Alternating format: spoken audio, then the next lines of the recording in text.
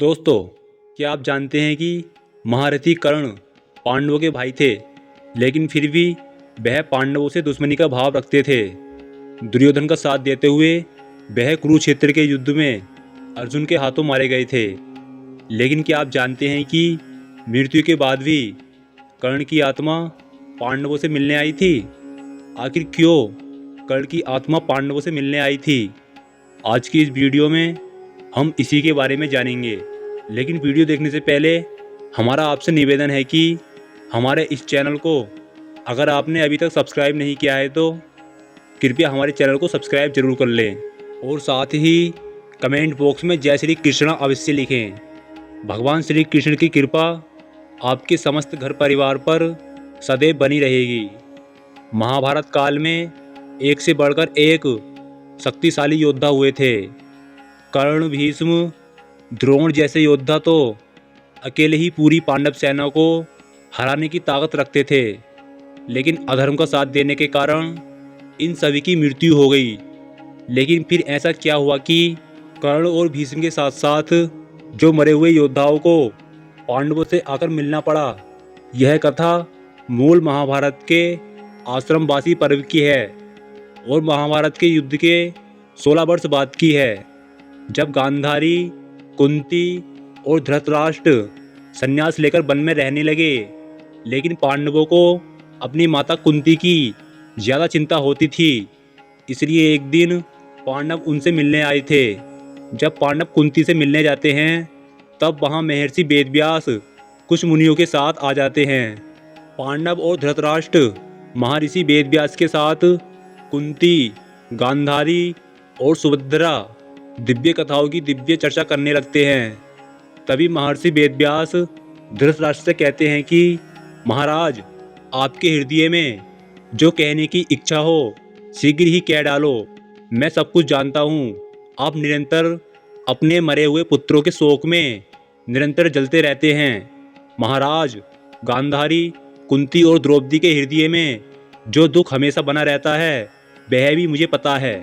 श्री कृष्ण की बहन सुभद्रा अपने पुत्र के मारे जाने के बाद जो दुख मन में धारण करती हैं, मैं उससे अनजान नहीं हूँ। मैं आप सभी की समस्या को दूर करने के लिए ही यहाँ आया हूँ। बताइए, आपको कौन सा वरदान प्रदान करूँ? वेदव्यास जी की बात सुनकर धृतराष्ट्र ने कुरुक्षेत्र के युद्ध के बारे में बताया कि कैसे दुर्योधन की मूर्खता के कारण कई सारे योद्धा मारे गए। दूसरे देशों के राजा जो दुर्योधन की सहायता करने के लिए आए थे वह भी मृत्यु के घाट उतार दिए गए थे। धृतराष्ट्र की सारी बातें सुनकर वहां बैठे सभी लोग मरे हुए योद्धाओं के बारे में सोचकर शोक मनाने लगे। सारी बातें सुनकर माता गांधारी वेदव्यास जी से कहती हैं कि मुनिवर, मेरे पुत्रों को मरे हुए 16 वर्ष बीत गए हैं, लेकिन राजा धृतराष्ट्र आज भी अपने पुत्रों के शोक में हैं।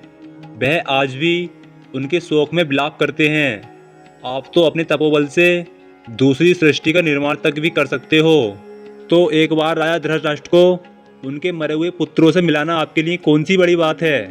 द्रौपदी मुझे अपनी सारी पुत्र वधु में सबसे अधिक प्रिय है। इस बेचारी के भाई बंधु पुत्र सभी मारे गए हैं, जिससे यह बहुत दुखी रहती है।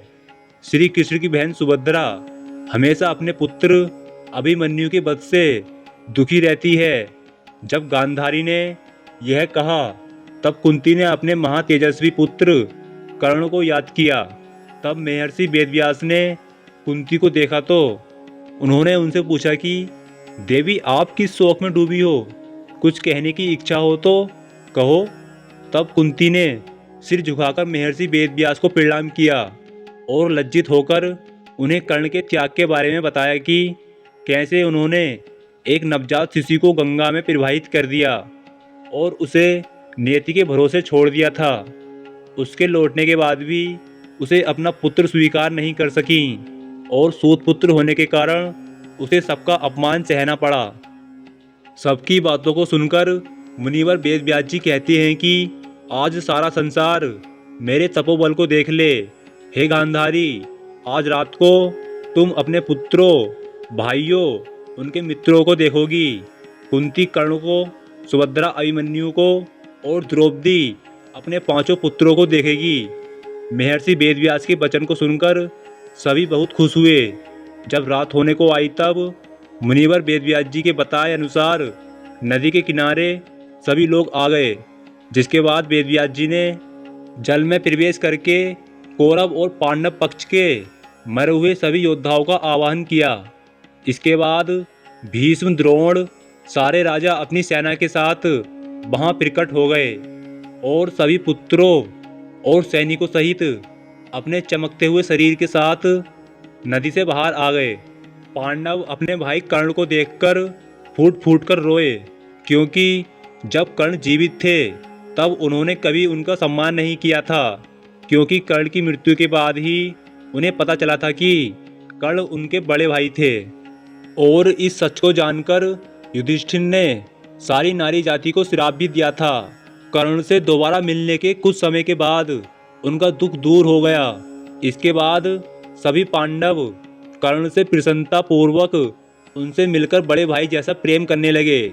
इसके बाद वह अभिमन्यु और द्रौपदी के पांचों पुत्रों से मिलकर बहुत खुश हुए और बाकी सारे योद्धा भी एक दूसरे से मिलकर बहुत प्रसन्न हुए। इस प्रकार मुनि वेदव्यास जी की कृपा से सभी अपने क्रोध को भूलकर शत्रु भाव को छोड़कर हर्ष मनाने लगे। ऐसा लग रहा था जैसे उनके बीच कोई दुश्मनी न हो। कौरव और पांडव अपनी दुश्मनी को भूलकर कुरुवंश की दो भुजाओं की तरह प्रतीत होने लगे। वेदव्यास जी के तपोबल की शक्ति देखकर सभी बहुत प्रसन्न हुए कि उन्हें ऐसे लोगों से मिलने का मौका दोबारा मिला जिन्हें उन्होंने युद्ध के कारण खो दिया था। इस तरह सारे मारे गए योद्धा एक रात अपने महल में रहने के बाद सुबह वहां से चले गए।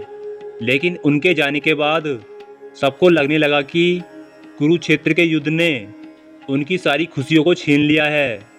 दोस्तों, अब बात करते हैं उस समय की जब कर्ण की मृत्यु हुई और युधिष्ठिर ने संपूर्ण नारी जाति को श्राप दे डाला। आखिर क्या था वह श्राप और क्यों दिया था संपूर्ण नारी जाति को युधिष्ठिर ने श्राप?